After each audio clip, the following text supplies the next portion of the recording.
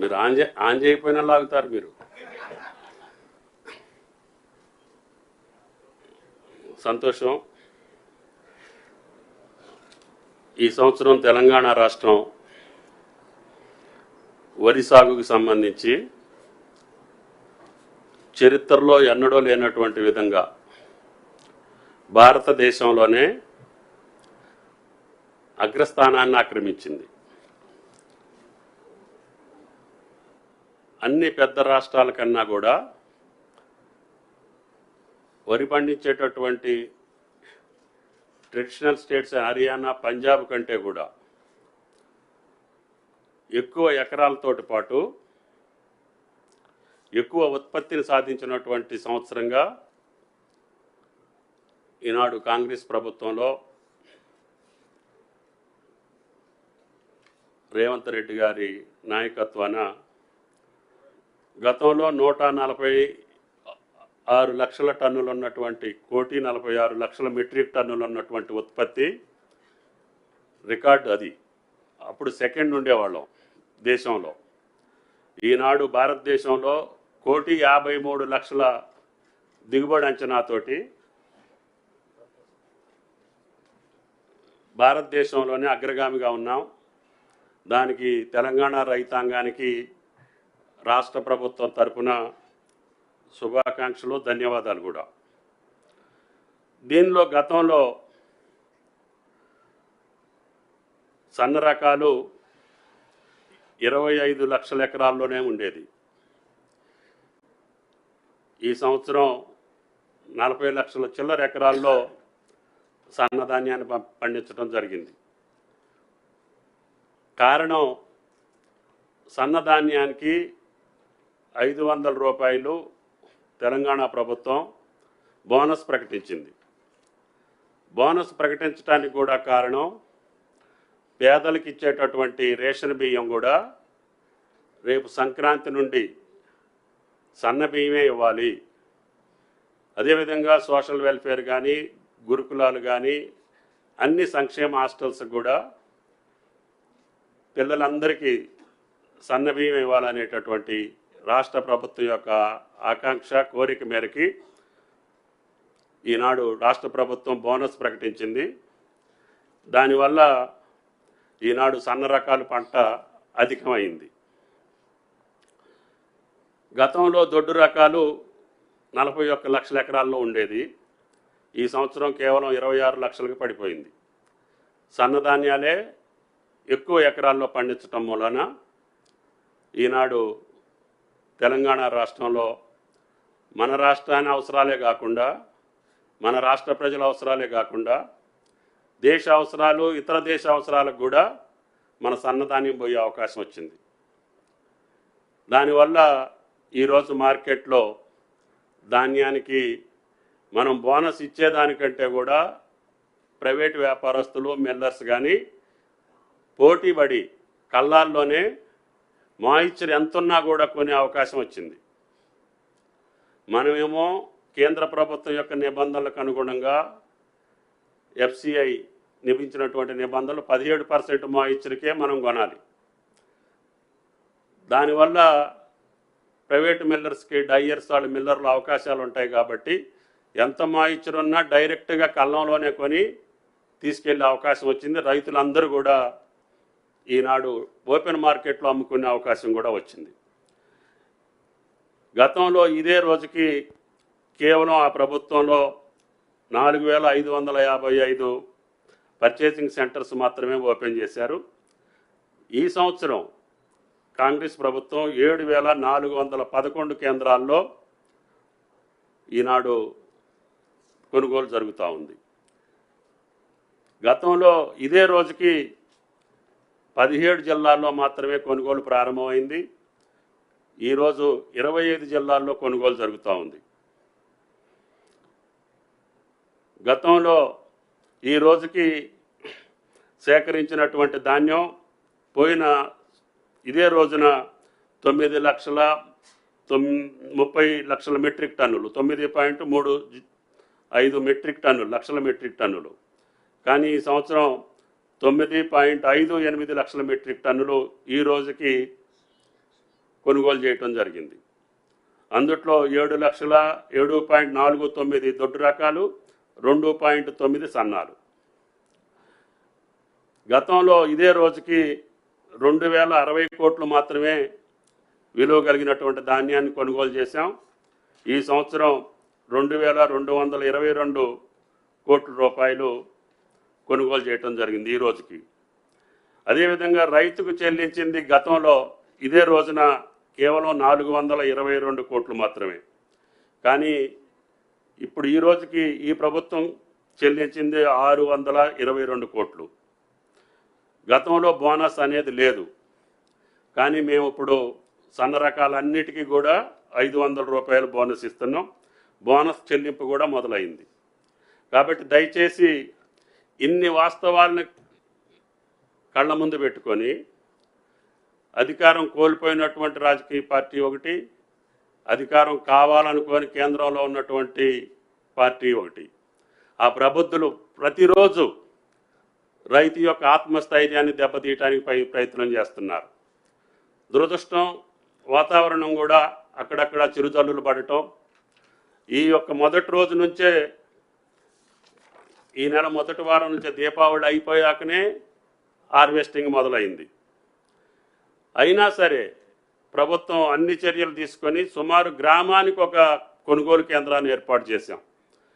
తెలంగాణలో ఎన్ని రెవెన్యూ గ్రామ పంచాయతీలు ఉన్నాయో కుడి ఎడంగా అన్ని గ్రామ పంచాయతీల్లో కూడా కొనుగోలు జరుగుతుంది. ఉత్పత్తి పెరిగింది, అదేవిధంగా కొనుగోలు పెరిగింది, పేమెంట్లు పెరిగినాయి.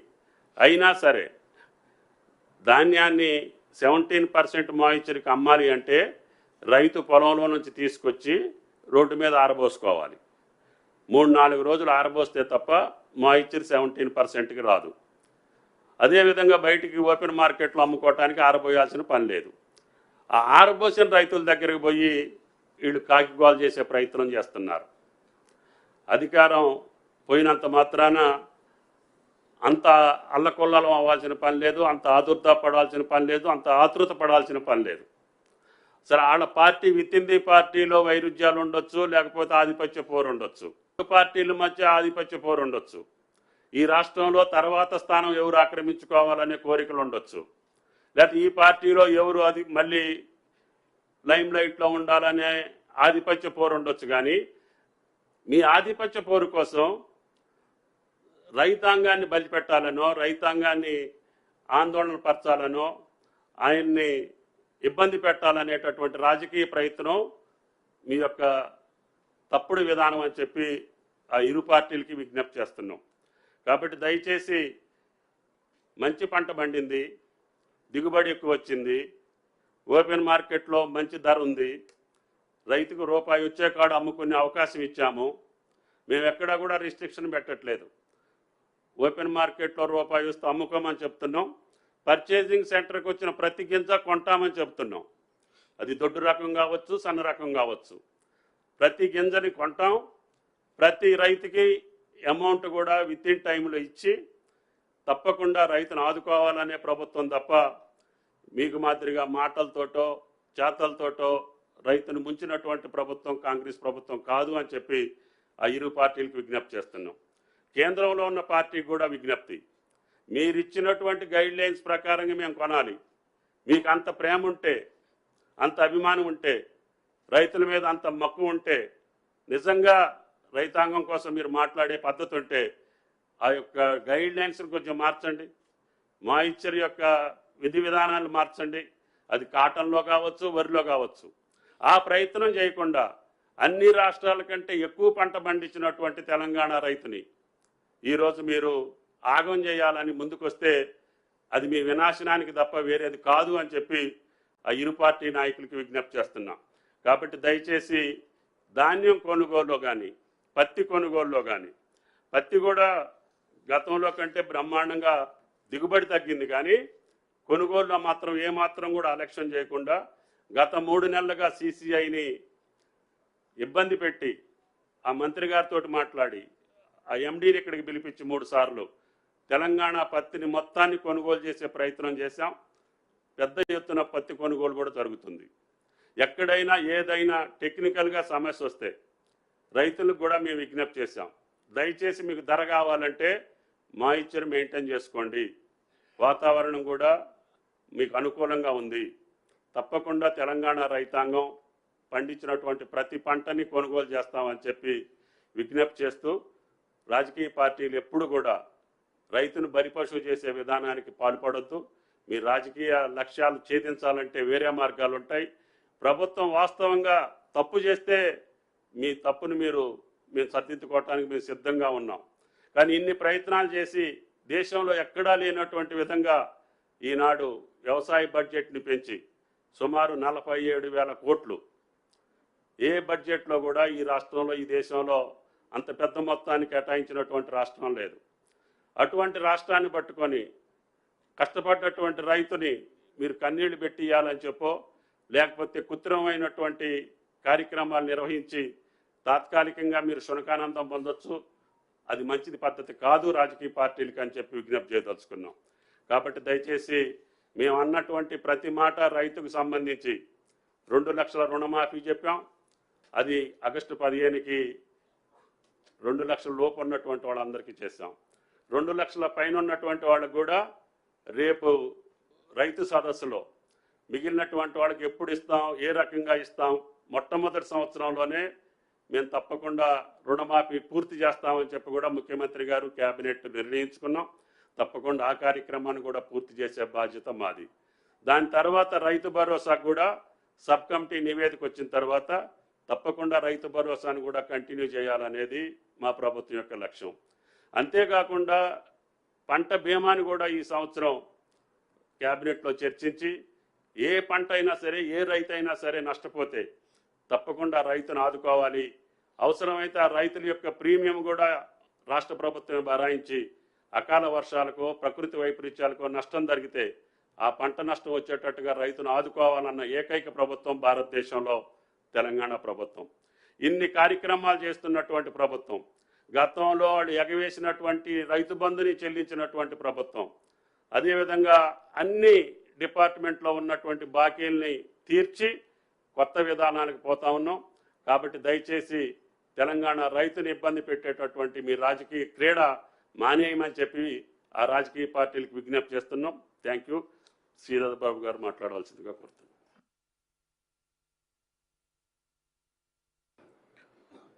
పాత్రికేయ మిత్రులందరికీ నమస్కారం. ఇప్పుడే పెద్దలు తుమ్మల నాగేశ్వరరావు గారు ఈ రోజు వరకు కొనుగోలు విషయంలో, వరి కొనుగోలు విషయానికి సంబంధించిన అనేక అంశాలు మీ దృష్టికి తీసుకురావటం జరిగింది. ఒక ప్రక్కన టీఆర్ఎస్ పార్టీకి సంబంధించిన నాయకులు హరీష్ రావు గారు, ఇంకో ప్రక్కన కేటీఆర్ గారు వారి ప్రభుత్వ హయాంలో 10 సంవత్సరాల కాలం పాటు రైతులకు అన్యాయం చేసి వచ్చిన అవకాశాన్ని సద్వినియోగపరచుకోకుండా, రైతులకు మేలు చేయకుండా మొసలి కన్నీరు కారుస్తూ రైతులను రెచ్చగొట్టే ప్రయత్నం చేస్తూ ఉన్నారు. మేము హరీష్ రావు గారికి చెప్తా ఉన్నాం,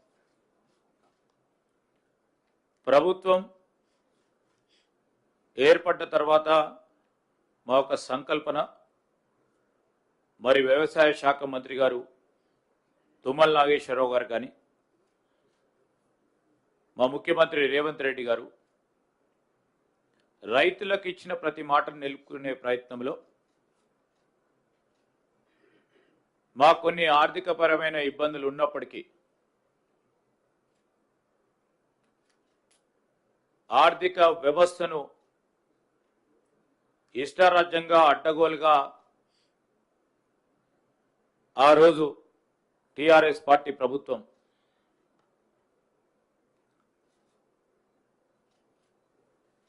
అస్తవ్యస్తంగా చేసి మా పైన ఆ లెగసీని వదిలిపెట్టిన నేపథ్యంలో కూడా నిధులను సమకూర్చే ప్రయత్నంతో ఒకటి రుణమాఫీ కానీ, రైతుకు కావాల్సిన సౌకర్యాలను ఏర్పాటు చేసుకుంటూ ముందుకెళ్తా ఉన్నాం. అదేవిధంగా మీరేం చింత పడనక్కర్లేదు, ముసలి కన్నీరు కార్చనక్కర్లేదు హరీష్ రావు గారు. మేము ఏదైతే మాట చెప్పామో 500 రూపాయలు బోనస్ విషయంలో ఖచ్చితంగా కూడా సన్న రకాలు పండించిన రైతు సోదరుడికి బోనస్ ఖచ్చితంగా ఇవ్వటం జరుగుతుంది. ఇప్పుడే లెక్కల ద్వారా పెద్దలు చెప్పినట్టు ఇప్పటి వరకు ఎంతవరకు మేము రైతు సోదరులకు డబ్బులు ఇవ్వటం జరిగింది. అదే గత సంవత్సరానికి పోల్చి చూసిన తరుణంలో ప్రధానంగా చెప్తా ఉన్నాం, ఈ వానాకాలం పంటకి ఈ రోజున గత సంవత్సరం 2000 కోట్లు రైతులకు మీరు అందజేస్తే టీఆర్ఎస్ వాళ్ళు అనేక సందర్భాల్లో చెప్పారు, కాళేశ్వరం ప్రాజెక్టు వర్షాలు పడతా ఉంటే బ్యారేజీలను నిల్వ చేసి వరి ఉత్పత్తుకు మేము పెద్ద ఎత్తున ఆలోచన చేసినాం కనుక పెద్ద ఎత్తున వరి సాగు జరిగిందని చెప్తా ఉన్నారు. మేము అడుగుతా ఉన్నాం ఈరోజు, కానీ వీరిని ఎరగని రీతిలో ఈరోజు వచ్చిన ధాన్యం 66.77 లక్షల ఎకరాల విస్తీర్ణంలో ఎప్పుడూ లేని విధంగా 146 లక్షల మెట్రిక్ టన్నుల వరి ఉత్పత్తి అయింది. గొగ్గోలు పెట్టింది కదా కాళేశ్వరం ప్రాజెక్టుకు సంబంధించి, మేమైతే వానాకాలంలో నీళ్ళు ఇచ్చినామని, ప్రాజెక్టు ఉంది కనుకనే నీళ్ళు ఇచ్చినాం, ప్రాజెక్టు ద్వారానే అయిందని నీళ్ళు ఇచ్చినామని గొగ్గోలు పెట్టిన ఈ టీఆర్ఎస్ పార్టీ ప్రభుత్వానికి సంబంధించి ఆనాడు చెప్పింది. ఈరోజు మేము అడుగుతా ఉన్నాం, ఒక ప్రక్కన బ్యారేజీలు కూలిపోతా ఉన్న సందర్భంలో కేంద్ర ప్రభుత్వం ఆధీనంలో ఉన్న సంస్థ ద్వారా సాంకేతికపరమైన మాకు జవాబు వచ్చిన తర్వాత ముందుకు పెట్టాలని ఆలోచన చేసినప్పటికీ ఈరోజు ఇంత ఉత్పత్తి జరిగింది. వారంటే వారు చెప్పిన ప్రతి మాట సత్యదూరమైందని స్పష్టంగా కనబడతా ఉంది. రెండవది బీజేపీ పార్టీ వారికి, కేంద్రంలో మీ ప్రభుత్వం ఉంది. ఇంతకుముందు పెద్దలు తుమ్మల నాగేశ్వరరావు గారు చెప్పినట్టు వెసులుబాటు ఇవ్వండి. తెలంగాణ రాష్ట్రానికి సంబంధించిన రైతాంగ సోదరులకు సంబంధించి మీరేదైతే 17% నిష్పత్తి పెట్టి తేమకు సంబంధించిన అంశం విషయంలో మీ ప్రభుత్వం ఉంది కేంద్రంలో, మీ బీజేపీకి సంబంధించిన పార్లమెంట్ సభ్యులు ఉన్నారు 8 మంది. ప్రధానమంత్రిపై, వ్యవసాయ శాఖ మంత్రిపై ఒత్తిడి తీసుకొచ్చి వెసులుబాటు ఇచ్చే కార్యక్రమం చేస్తే, ఈరోజు మీరు వెసులుబాటు ఇస్తే అంత దూరం వరకు కూడా పోయి మేము పూర్తి స్థాయిలో ధాన్య సేకరణ విషయంలో తేమను పక్కన పెట్టాము మేము కేంద్ర ప్రభుత్వం అని చెప్పండి. లేకుంటే ఇతర అంశాలకు సంబంధించిన విషయంలో మేము పూర్తి స్థాయిలో వెసులుబాటు ఇవ్వమని చెప్పండి. రెండో క్షణమే వ్యవసాయ శాఖ, మార్కెటింగ్ శాఖ, మా పౌర సరఫరా శాఖకు సంబంధించిన అధికారులందరూ కూడా అదే రకమైన వెసులుబాటు ఇచ్చి ధాన్య సేకరణ చేయటం జరుగుతుంది. మీ బాధ్యతను విస్మరించి ప్రభుత్వం, ఇక్కడ మా రాష్ట్ర ప్రభుత్వం ఇటువైపున్న కాంగ్రెస్ పార్టీ ప్రభుత్వంపై ఈ విధంగా మాట్లాడటం సరికాదని బీజేపీ సోదరులకు కూడా మేము తెలియజేస్తా ఉన్నాం.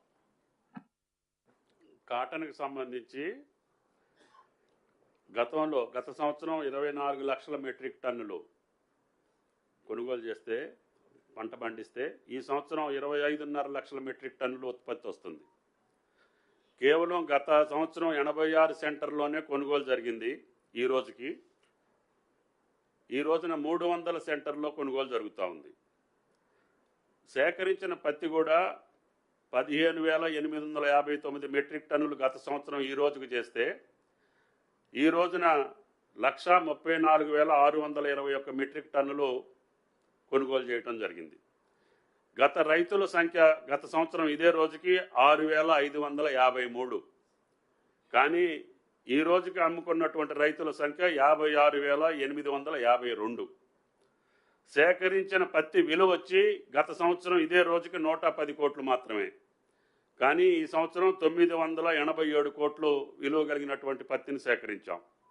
రైతులకు చెల్లించిన గతంలో ఇదే రోజున 8 కోట్లు మాత్రమే. కానీ ఇప్పుడు 110 కోట్లు రైతులకు వెళ్ళింది. అంటే పత్తి కొనుగోలులో కానీ వరి కొనుగోలులో కానీ గతంలో కంటే అన్నిటికంటే మిన్నగా ఈ సంవత్సరం అన్ని పారామీటర్స్లో వీఆర్ ఇన్ ద నెంబర్ 1. అటువంటి ప్రథమ స్థానంలో ఉన్నటువంటి రాష్ట్రాన్ని బంగిల్ చేసి, లేదు మా రాజకీయ పాపమే మాకు ముఖ్యం, మాకు రాజ్యాధికారమే ముఖ్యం, కాబట్టి మీ మీద బట్టగాల్చి మీదేస్తాం, తుడుచుకోండి అనేటటువంటి దుర్బుద్ధికి వచ్చినటువంటి రాజకీయ పార్టీలు రైతు సంక్షేమం కోసం కాదు, మీ యొక్క అధికార దాహం తీర్చుకోవటానికి అనేది అర్థమవుతుంది. కాబట్టి అది తగ్గించి రైతుని ఎక్కడా కూడా ఆందోళనకరం చేయకుండా, ఆయన ఎక్కడా కూడా ఇబ్బంది పడేటటువంటి ప్రకటనలు కానీ ఆయనకి నష్టం వచ్చేటటువంటి కార్యక్రమాలకు దూరంగా ఉండాలని చెప్పి ఆ రాజకీయ పార్టీలకు విజ్ఞప్తి.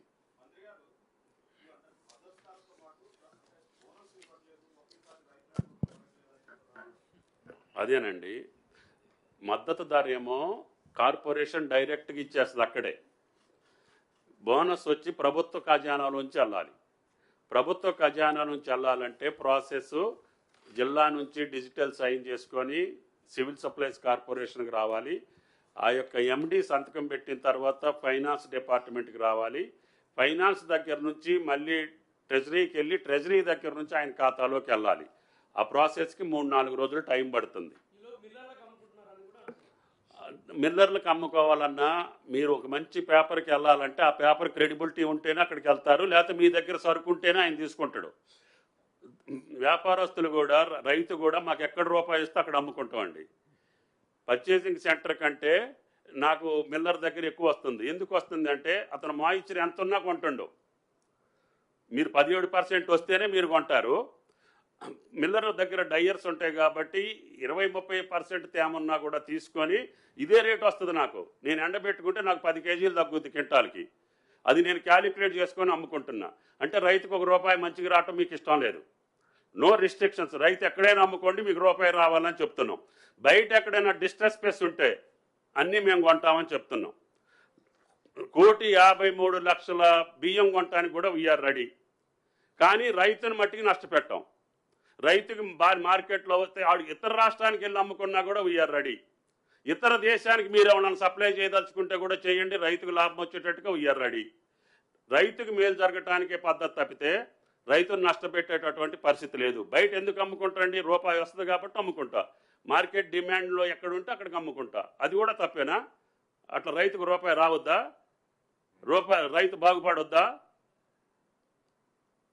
అది కూడా దానికి అర్థం లేకుండా మాట్లాడేటటువంటి పార్టీలకి వత్తాసు పలికితే ఇబ్బంది అవుతుంది. అయ్యా,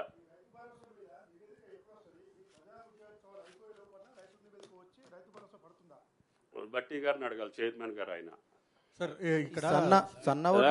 రైతు బంధుకు సంబంధించి ఒకటే గొగ్గోలు పెడతా ఉన్నారు కదా టీఆర్ఎస్ వాళ్ళు. 2019లో వారు కూడా రైతు బంధు ఇవ్వలేదు.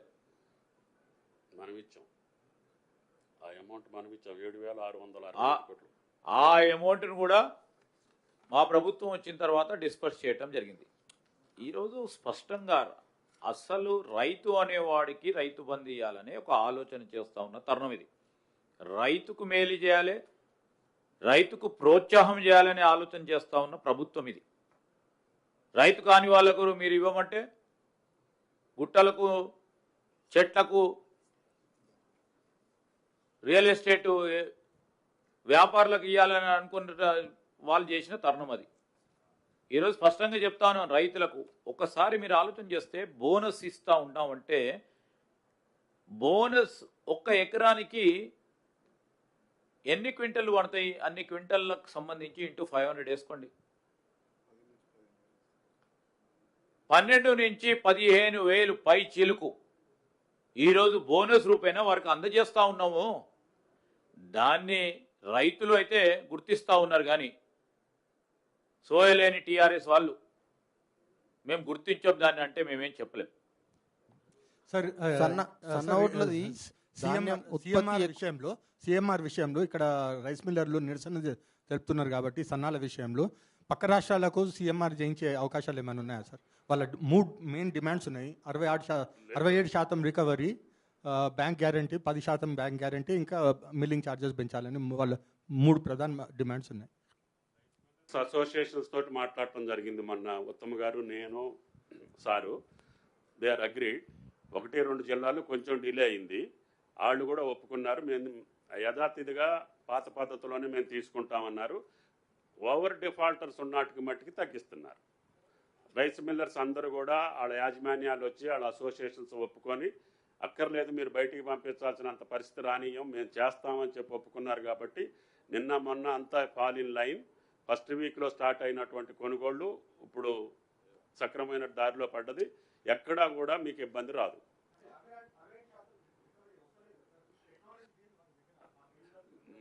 మొన్న సివిల్ సప్లైస్ మంత్రి గారు చెప్పిన కండిషన్స్కి వాళ్ళు ఒప్పుకున్నారు ఫైనల్గా. ఆ ఒప్పుకున్నటువంటి గవర్నమెంట్ పాత పద్ధతుల్లోనే మేము చేస్తామని చెప్పి కొన్ని వాళ్ళకి ఎగ్జామ్షన్స్ ఇచ్చారు. బ్యాంక్ గ్యారంటీలు 100% వద్దు, 10% ఇవ్వండి, మిల్లింగ్ ఛార్జెస్ పెంచడం, ఇటువంటి వెసులుబాటు అంతా ఇచ్చిన తర్వాత they are in the line. Sir, ఈ రైతు బంధు అనేది ఇన్ని ఎకరాల వరకు ఇస్తామనేది నాకు క్రాఫ్ ఏమన్నా పెట్టగలుగుతున్నారు సార్? సబ్ కమిటీలో రావాలి, సబ్ కమిటీ రిపోర్ట్లో వస్తుంది అది. మంత్రి గారు, శేర్బాబు గారు, ఈరోజు వికారాబాద్ లగ్చర్ల ఘటన సంబంధించి ఇప్పుడే సంగారెడ్డి జైల్లో ఉన్న రైతుల దగ్గర కేటీఆర్ వెళ్ళాడు. నిన్న తెలంగాణ భవన్కి ఆ లంబాడి మహిళా రైతులు కూడా వచ్చి తమ గోడును వెళ్ళబోసుకుంటున్నారు. మీరేమో బీఆర్ఎస్ పార్టీ వర్కింగ్ ప్రెసిడెంట్ కేటీఆరే కుట్ర పన్నారని చెప్పి మీరు ఆరోపిస్తున్నారు, మేము కాంగ్రెస్ పార్టీ కానీ ప్రభుత్వం కానీ. ఇప్పుడు ఆరోపణ కానీ వాస్తవాలు మాట్లాడితే ఆరోపణలు కావు. స్పష్టంగా చెప్తా ఉన్నాం. మీరు ఒకసారి వీడియో చూస్తే మాజీ శాసనసభ్యులు మేము ఎవరైనా వస్తే కొడతాం, కొట్టి తీడుతాం, బుద్ధి చెప్తామని చెప్పింది వారా? మేము ప్రభుత్వ అధికారులను తరిమి కొడతాము అని స్పష్టంగా చెప్పింది టీఆర్ఎస్ పార్టీకి సంబంధించిన వారి అగ్రనేతలు. సరే, మేమేమన్నాము? ప్రభుత్వ అధికారులకు సంబంధించి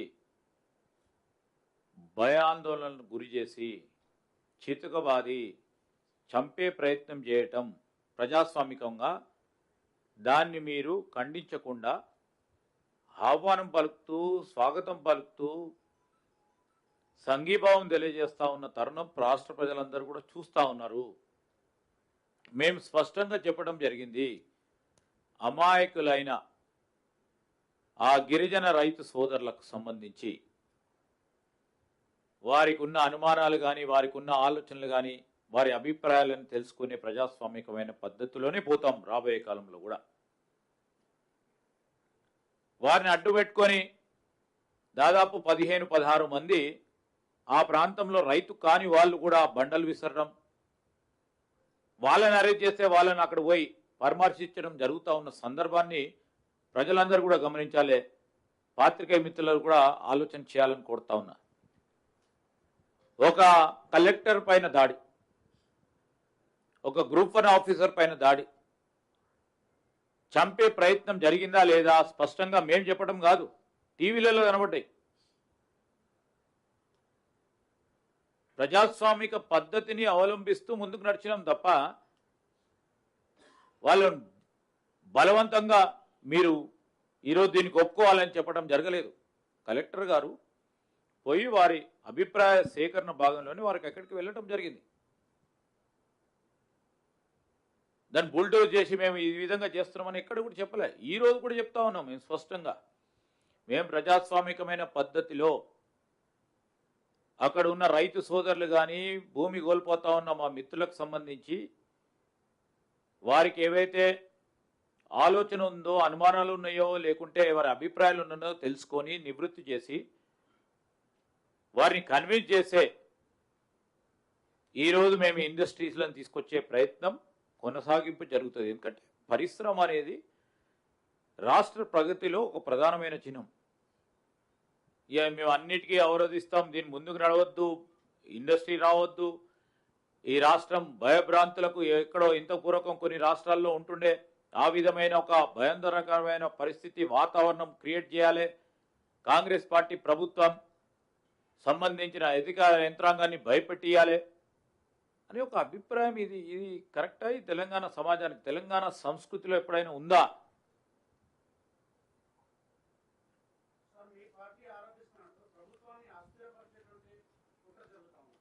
డెఫినెట్ కనబడుతుంది కదా. అస్థిరపరిచే కార్యక్రమ భాగంలో బీజేపీకి సంబంధించిన ఒక సోదరుడు అంటాడు, ప్రభుత్వానికి సంబంధించిన ముఖ్యమంత్రి మీద తీసేపడతా ఉన్నాడు. దానికి దీనికి కరెక్ట్గా లింక్ కుదురుతా ఉంది. బీజేపీ టీఆర్ఎస్ చేసే ఒక ప్లాన్, ఇద్దరు మిత్రులు కలిసి చేస్తా ఉన్న ఒక ప్రయత్నం స్పష్టంగా కనబడతా ఉంది. ఇప్పుడు ఒక ప్రక్కనేమో వారు అట్లా మాట్లాడుతూ ఉంటే, ఇంకో ప్రక్కన మరి ముఖ్యమంత్రి గారి నియోజకవర్గంలో హింసకు ప్రోత్సాహం చేస్తూ ముందుకు నడిచింది ఇంకో పార్టీ. అంటే మీరు ఆలోచన చేయండి, there is a relation. Sir Tummala గారికి ఇది, తుమ్మల గారు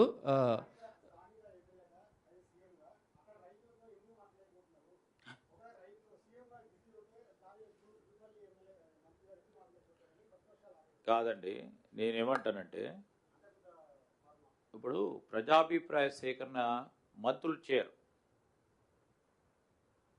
ఓకే, దానికి ఒక సిస్టమ్ ఉంటుంది. ఆర్డీఓ ఆర్ సబ్ కలెక్టర్ స్థాయి అధికారి పోయి ప్రజాభిప్రాయ సేకరణ చేస్తారు, as per the law, as per the statute. మంత్రి ముఖ్యమంత్రి పోయి ఆడ ప్రజాభిప్రాయ సేకరణ ఎక్కడ కూడా జరగలేదు ఈ 70 సంవత్సరాల కాలంలో.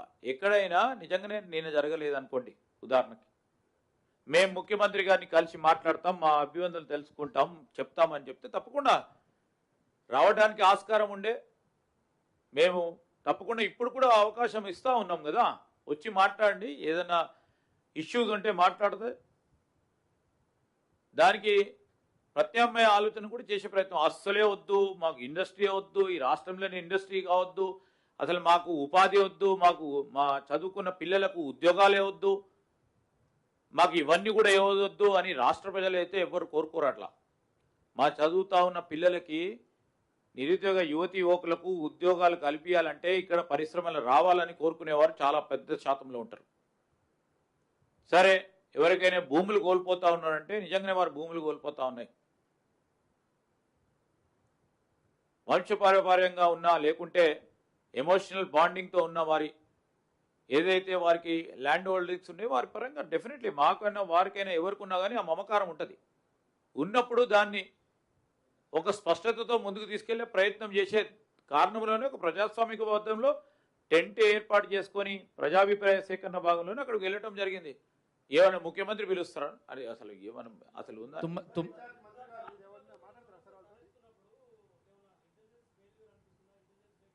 స్పష్టంగా చెప్పడం జరిగింది, ప్రభుత్వ యంత్రాంగం నుంచి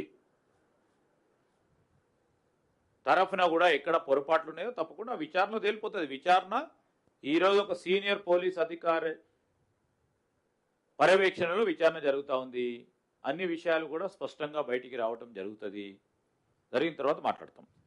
తుమ్మల గారు మీకు ఒక క్వశ్చన్ సార్. సార్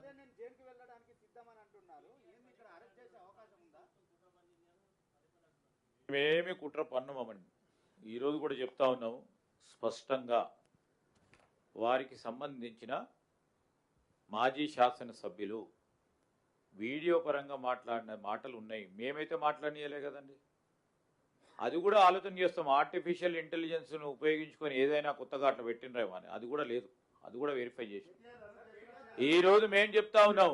వారి పార్టీకి సంబంధించిన వారి మిత్రులే మాట్లాడినరు, మేము ఎవరెవరితో మాట్లాడినామని ఆయనే చెప్పిండు వీడియో పరంగా. ఇక మీరు వీడియో చూసి కూడా మమ్మల్ని అడిగితే ఎట్లా? ప్రజలందరూ కూడా స్పష్టంగా మొత్తం వీడియోలలో మీ టీవీలో కనబడుతుంది, వారి టీవీలో కనబడుతుంది, ఆఖరి టీ న్యూస్లో కూడా కనబడుతూ ఉంది. ఇంకెట్లేనండి?